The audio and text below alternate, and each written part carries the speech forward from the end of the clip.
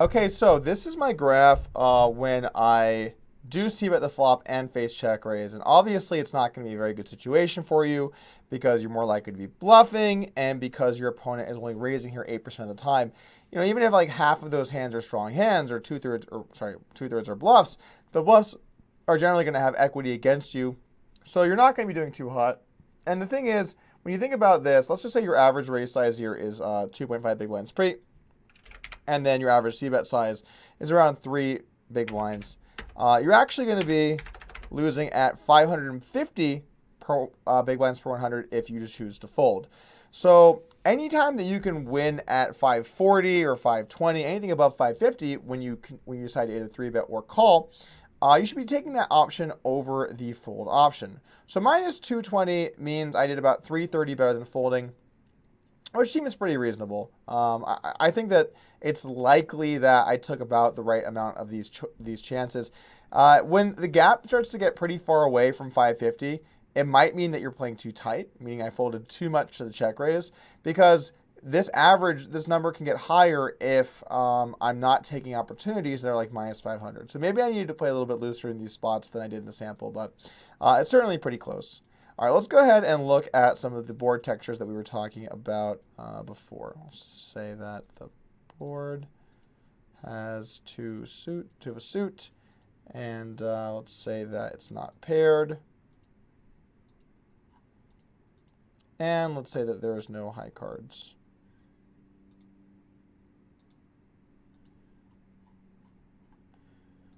Okay. All right, let's take a look at this. All right, let's look at some bigger hands.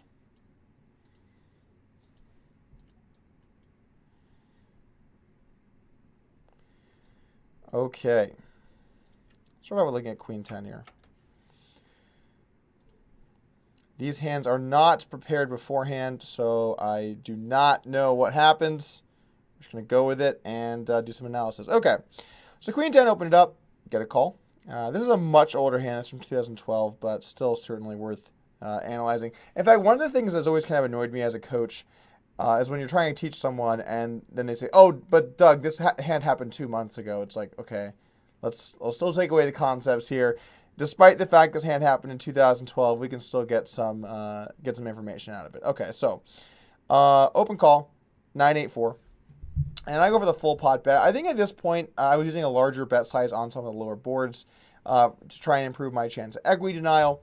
I think nowadays I don't like this size, and I think I prefer something closer to 2/3 pot. It gets the job done just as much. And I also like splitting Queen 10 between both the bet and the check. Maybe a way you could do it is Queen 10 with a club can check, so it has more playability on turns, whereas these kinds of Queen 10s can bet. So we're going to bet here and face check raise. Certainly when you have the nut gut shot type hands, these hands are almost always going to be bet calls, especially when we're as deep as we are in this hand. The thing about it is when you have these hands that draw to the nuts, that's a very nice hand to have when you do get there, because you will always get a chance to win all the chips. We're in position, we're going to build the pot. So that's great. And then additionally, as you have more big blinds than 100, 200, 300 big blinds, having the nuts becomes more and more important because you want to be able to bluff and value bet efficiently. You don't want to have hands that are kind of close. So if you do bet the nut gut shot type hands, you're always bet calling. Even when you have hands that are like, 10-6 on the flop, you're generally bet calling. With the 7-5, 6-5 hands, particularly with no club, I don't mind just folding those and maybe using the ones with a club as part of the 3-bet range on the flop. But in general, if you bet straight draws on these boards, you're planning on bet calling them. Flush draws, we're always bet calling. And our entire value range of hands that we're going to bet are also going to be bet calls. So we're going to have lots of 9s here, Jack 10, 10, 7, a lot of these kinds of hands. Okay, so we go over the bet call. The turn's a 7, and this is actually a pretty interesting turn. Now I have Jack 10 that got there. I have 10-6 that got there. I can still have a few hands like one combo of each of the sets. I can still have overpairs. I can still have hands like Jacks and 10s. So this is a turn where if I did hit this turn with a 7, if I had a hand like 10-7 or 7-6, I actually would let those hands go here on the turn because my opponent is certainly likely to check raise some hands in the flop, like Jack 10, like 10-6, like 6-5. So you want to make sure you're drawing to hands that can beat those holdings. Queen 10, if you make the straight on the 6, yeah, you're going to chop with a 10. You lose a Jack 10 still, which kind of sucks, but still a very strong hand. And then on a Jack is the actual nuts. Now, when you face a flop check raise and then a turn barrel, when you're looking at straight draws, you want to be careful with picking too many because you kind of fall into that trap that we talked about when we looked at turn folds, where you try to just float too many things. Like if you're going to float 7 plus a straight draw here on the turn, you're going to have way too many floats. And I would rather float a hand like Queen 10 than 7-6. 7-6 on a river 5, I still lose to 10-6 and Jack 10. On a river 10, I lose to any Jack. So this is a much stronger straight draw, and I don't think that there's that much value in having a 7. I mean, yeah, they could have a hand like a draw and give up the river, so there's some. But the showdown difference compared to the equity against their range, I just don't think that it improves you enough of the time. So we'd probably fold hands like 7-6, 7-5, 10-7 here. 10-7, I guess I might actually continue to call with. 10-7 definitely better than 7-6. You have a much better open ender. So that could be a reasonable kind of line in the sand to draw, so to speak. Anyway, it's also important to note on these boards with the straights, we are going to have a bunch of straights. We're going to have half, if not all of our Jack 10s, a good chunk of 10-6s, and then maybe some 6-5s with a club in them if we decide to go for the bet call, as well as 6-5 of clubs and 10-6 of clubs. So we're going to float here on the turn with a straight draw that's good. And on the Brick River. Okay, so being this is the biggest pot, I'm going to assume that I jam. In retrospect, I don't think I'm a huge fan of jamming here. Having a queen's kind of... If he's bluffing, you want him to have a hand like Queen 10 or Queen Jack. So having the queen is not really that good for you. It's probably a bad card to have. I don't have any clubs, which is good, because you want to be bluffing with clubs. And I will have Jack 10 and 10-6. I'm going to be jamming both those hands here. So the question then becomes, am I calling with a hand like 10-10 on the river, or do I want to jam that? And I think I want to call hands like 10-10 and Jack-Jack. So I would actually prefer, if I was going to bluff here, using a hand like Jack-9 or 10-9. I don't think those pairs are going to be strong enough to call down. They block the straights. They block some chance of them having like a set or two pair, although I think those hands are less likely than the straights. So I think Queen 10 is just a hand you simply have to let go. You don't want to bluff raise with the bottom hands in your range because then you're going to be bluffing too much. First we establish the call, then we establish our value range. In this case we have about 32 combos of straights we want to raise, and then we're going to need to have about something along the lines of 14 combos of bluffs. And I think between using a hand like 10-9 or possibly a hand like 10-10 if we think that it can't quite call, those hands make more sense. Even a hand like 10-7 is better than Queen 10 because you do not block some of the bluffs. So I would like to see a bunch of other hands over Queen 10 here. I think that this hand just doesn't make sense. At least I didn't have a club, though. You definitely don't want to have a club in your hand here because if he is bluffing, hands with clubs are going to be one of the prime candidates. And 9-8. It's also kind of thin, I think, from the 9-8. I actually think if you have 9-8 here in the big blind, given that you can have Jack 10, 10-6, 6-5, those are all hands that, especially 10-6 and 6-5, hands that you can have here in the big blind. You do need some folds. And the question is going to be, is first you fold your bluffs, and then after that, what are your best folds? And I can't help but feel like 9-8 is probably one of your better folds that you can have. So certainly a light call. That said, if you think your opponent is bluffing too much, then obviously you can just go for the call. Hard to say exactly what my strategy was, 4 years ago, using the timeline as a defense. But you can fold two pair here and feel somewhat good about it because you have all these other straights, unless you're not check raising many combos of those straight draws, in which case you will have to call some 9-8. Okay. Cool. All right, so we're going to look at some more hands here where, who knows? Okay. Going for a bet here, face a check raise. I would generally advocate for 3-betting the flop, but I think calling some portion is... Okay, this is going to be a different hand. Anyway, so we go ahead and 3-bet the flop, get a call, and bet call. Okay, so this is actually a bit of a different line, but ooh, that was very aggressive from our opponent here. Not a huge fan of check raising this hand exactly in the flop. Yeah, seems kind of spewy. The problem with this hand particularly is if you do get 3-bet, it gets very awkward for it. I'd rather have maybe a weaker or a stronger flush draw where on the turn I can maybe even let it go, or a stronger one where I can for sure call and play overs. I think as played, check raise flop, I think you pretty clearly have to go for the check call on the turn. He can hit, first off, he can just be good. I could be bluffing. Second off, he can hit a king or an 8 and showdown.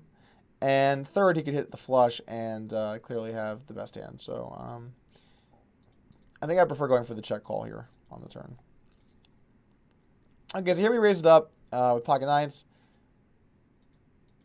Okay, this hand's from 2011, and I'm just playing like an idiot. So I guess maybe my logic here is, should have a timeline filter, but here we are. I think maybe my logic here in this spot is that my opponent has a very high check raise frequency. And he's not going to be playing hands like 8-3, 8-2, 3-2 pre-flop. So if he has any beat, he has exactly 3-3 or 2-2, or maybe 8-3 suited. If I remember correctly, this player was tight back in the day. Yeah, they are. So maybe I'm 3-betting wider for value with my over pairs because they're vulnerable across runouts.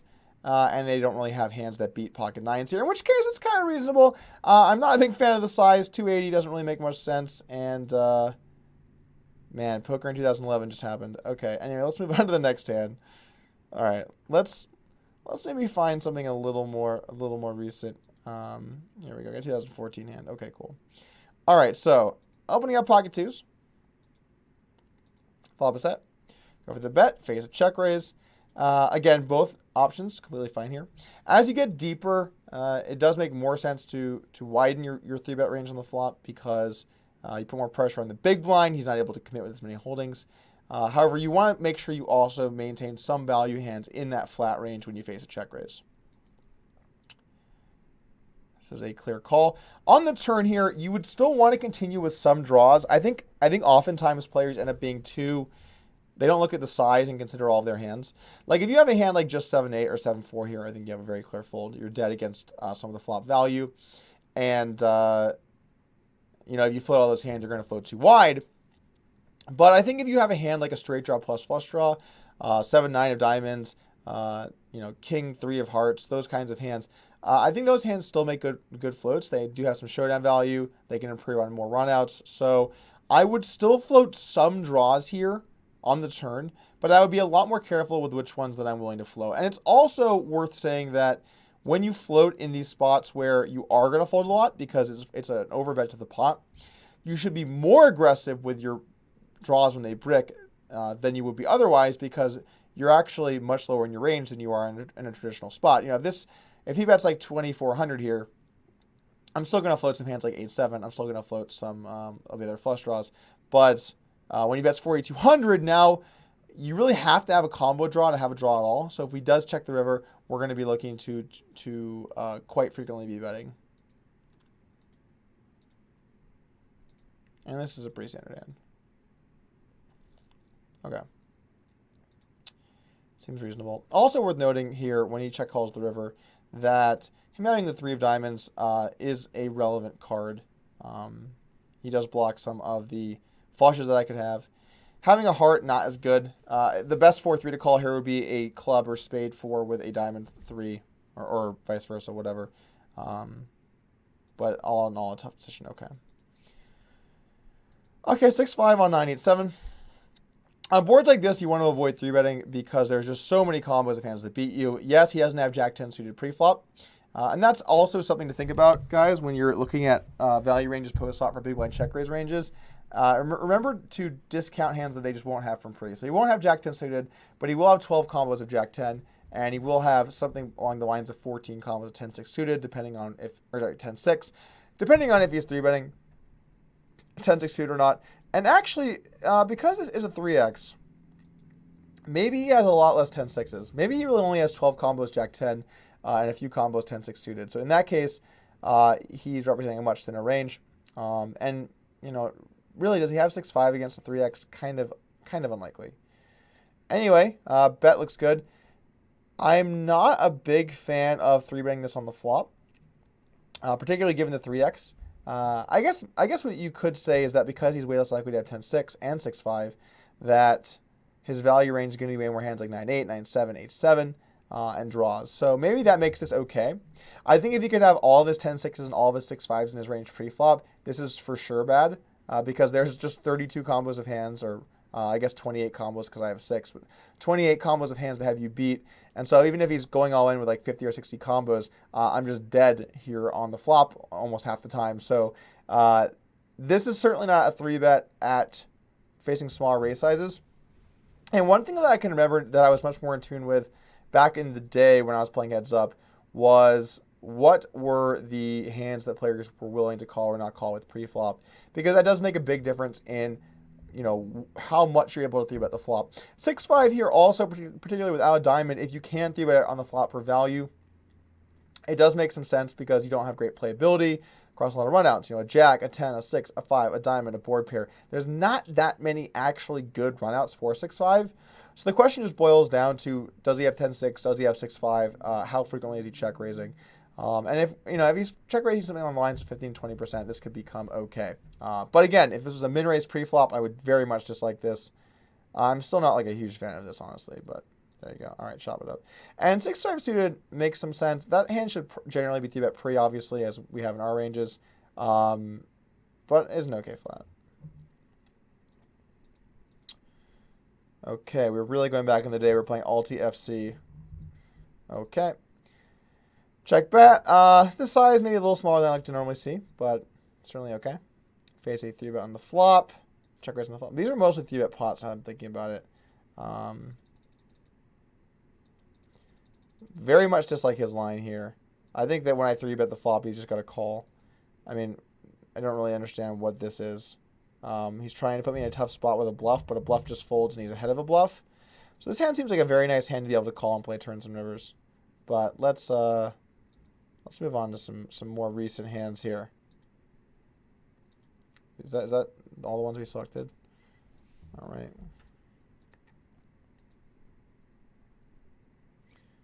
This one is actually a pretty interesting one.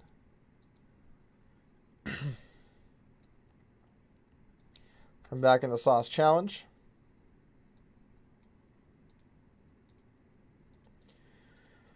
Open call, bet, check raise.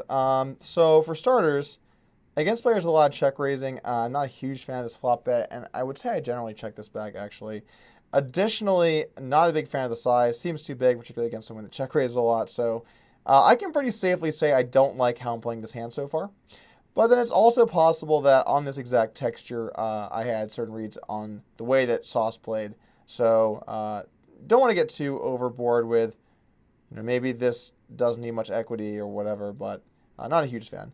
Anyway, as played, you have a very tough spot against check raise, and this is one of the reasons why you should try to avoid betting hands like this, because both call and fold seem relatively close, and call could be somewhat spewy. Maybe this hand actually, if you do bet, this hand could make a nice bet 3-bet on the flop. So maybe I wouldn't mind seeing that if you do decide to bet. It is a small-ish sized check raise. He's check raising this bet to not even, or actually no, it's almost exactly 3x the size of the bet. So maybe this is actually not too bad. We're getting 2.5 to 1 here on a call. Yeah, again, I mean, here's the thing. I'm just doing a very honest look through my database with you guys. So there's going to be hands I don't like. There's going to be hands I don't remember exactly what my logic was. But in general, I would not advocate for bet call this flop with King 10 of spades. As played in the turn here, definitely looking to continue. If you wanted to have turn raises as a bluff, this hand would be a reasonably nice candidate. I'm generally not a huge fan of those lines, because the problem with turning stuff into raises in these spots is you start to negate the advantage of getting to play rivers in position, right? If you jam here on the turn, the hand's kind of over. Either he has a good hand and can call, or he's bluffing and he cannot. And by calling, we get to bluff on some rivers. We get to play poker on the river. And in position, I've always been a pretty big advocate of trying to just play poker by using position. And 3-bet pots, I've have very low ranges, low raised frequencies on flop, turn, and river, because I just don't think that it has that much value for you. When they have their good hands, they can jam. When they have some draws, they can jam. When they're bluffing, they can fold. I think by playing pots in position on different runouts, you more over-realize your equity rather than trying this to deny them off of theirs. So I like a call here. And when you get the river check, I mean, this is the card, right? I mean, we could have Jack 10. We'll have all Jack 10s here. Maybe actually we'll have about half the Jack 10s because half are going to check the flop. We can have 10-6 of clubs or 10-6 of spades. 6-5, I'm actually generally folding on the turn. I might mix in a few combos of calls, but in general, I'm folding because I have so many other straight draws. That's actually a pretty important concept as well. On boards where you have tons of straight draws on the turn, definitely want to clean it up. It's kind of like with our flop c-bet, turn c-bet strategy. You want to make sure to not overdo the draws on the turn float. Like a lot of players on this turn, they'll float 10-8, they'll float Jack 10, they'll float 8-6, they'll float 6-5, they'll float their clubs, float their clubs, they'll float their spades. You get way too carried away. I try to fold 6-5, fold 8-6, at least most combos. Maybe split 10-8, call my Jack 10s that I can have. Any combo draw I'm calling. Any flush draw plus straight draw I'm calling. And if I do have the nut flush draw or second nut flush draw, I'll generally call those. But a lot of the weaker open enders, a lot of the weaker flush draws, I just let those go on the turn, because if you're going to call all those hands, you're going to end up calling with just way too many hands. And I go for the jam. I mean, this is one of the best possible bluff hands. I have a 10, so I block 10, Jack 10, and 10-6. I don't block clubs, so there's more of a chance he has a flush draw that bricked and is giving up. And it's one of my worst possible hands. I mean, this is just a classic bluff hand. When you get into these spots and you can have a lot of combos of value, you also want to always make sure to be working on your bluffs appropriately. You may even have to bluff some 8s here. I'll say you can have 6 combos, Jack 10, and then 4 combos, the other combo draw straights. You're also going to want to bet here for value with definitely your sets, and maybe even some hands like Queen 9. Queen 9, I think, is not too thin to value bet at all here. So, 9 plus 10 plus something to the tune of 5 or 6. Probably have something like 24 combos of value. Given that the slight overbet to the pot, we could probably have something along the lines of 35-40% bluffs. Given that he's gained 35%, probably something along the lines of 30% bluffs. So that means of our 22 combos, 23 combos, we can have around 7 combos of bluffs. King 10 of spades has got to be one of the first ones that we can even have. I mean, 5-3 of clubs, 5-3 of spades. Those seem like they're up first. And then, I mean, I would rather bluff King 10 of spades over King 10 of clubs or King X of clubs. So King 10 of spades has to be one of our bluffs for sure. I would actually say on this board with less than ace high, I think you can pretty much jam anything and be fine. I don't think you're going to have to bluff 8s, like I said before, unless you're playing hands like this as flop checks, in which case taking one of your worst 8s, like 8-5 of clubs or 8-5 of spades, that could in fact be a pretty reasonable bluff. Okay, so check raise, bet, check call. Kind of interesting. In general, I would imagine this hand wants to be jamming the river. His logic here could be that because he has hearts and diamonds, I'm more likely to have bricked flush draws that want to bluff.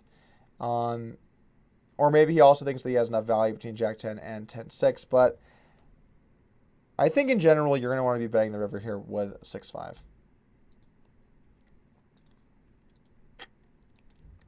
See if we can pick out another interesting one or two.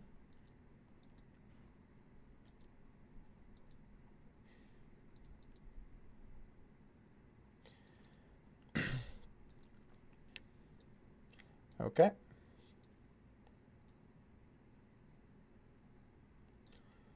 So here we have ace 3 of hearts. We open it up, get a call, get a bet, and face a check raise. So, excuse me. In general, I think both betting and checking the flop are fine with this hand. I usually, in the past, have leaned towards checking. I've come around a little bit to thinking that bet has a lot of merit. You put hands like sixes in a tough spot. You deny a bunch of equity. And when you get check raise, this hand's actually kind of nice to have. I do think that I also prefer bet call on the flop, but it also kind of depends on what you think about your opponent's check raise range. Like in this exact spot, I think it's kind of unlikely my opponent is value betting because he's not going to really have 3-3. I have ace-3 of hearts. 10-9 suited 3-bets pre. 10-3 off, 9-3 off, don't call pre. So for him to be value betting, he has to have 10-9 or the one combo of threes, which means he's way more likely to be check raising some kind of draw. So maybe in this situation, I'm bet 3-betting a hand like ace-3 of hearts to balance out my value range, add another hand that can essentially just be a value bet here. But in general, if you do bet these hands, I think calling to play turns whenever is generally the superior play. It can be okay within your strategy, though. And there you have it. Okay.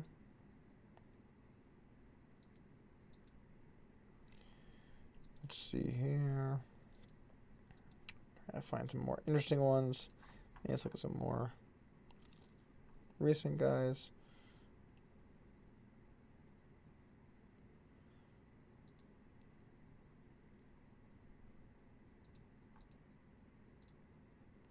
All right.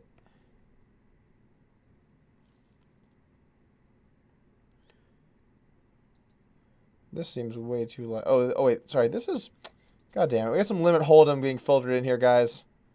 Which will obviously skew some things, but not very much of the sample I played would ever have been limit hold'em. So don't see much of a. All right, so we're gonna go ahead and call it there.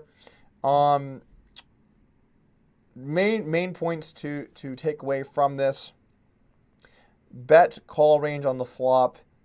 Anything that can win at more than minus 550.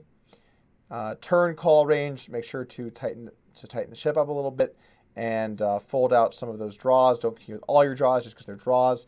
Think about your range. If you need to fold some of your draws, do so because you have other hands to fold. If you have too many draws, be conservative. Let go of some draws. That way on the river, you're not going to have too many draws that have to bluff. And then on the river, when you do face bets, make sure to think about all of the combos of your hands and which ones make the best calls, which ones make the best raises, and think about what they're representing here on these runouts when they do go bet or check raise bet bet. We didn't end up actually seeing very many hands that went check raise bet bet in this sample. I actually don't think that I had almost any of those that were bigger pots. So that didn't end up being something we got to look at too much.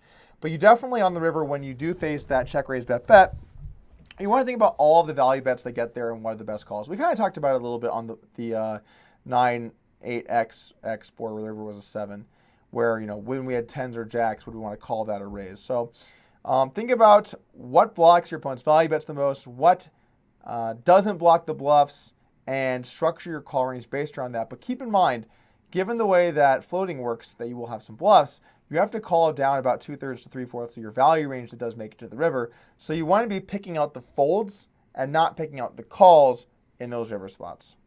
All right, so next up, we're going to take a look at some turn check raises and talk about how to play against that.